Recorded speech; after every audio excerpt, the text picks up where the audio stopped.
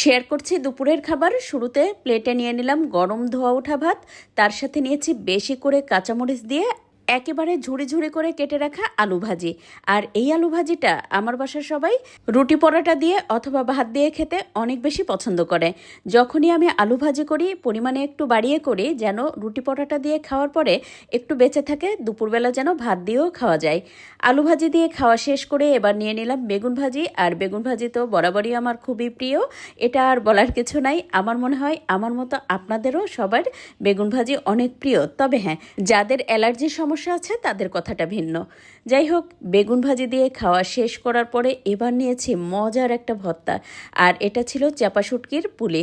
লাউ পাতা দিয়ে চাপা শুটকির পুলি করেছিলাম, এত ভালো হয়েছিল খেতে, ইচ্ছে করছিল শুধুমাত্র এই পুলি দিয়েই পুরো ভাত খাওয়া শেষ করি।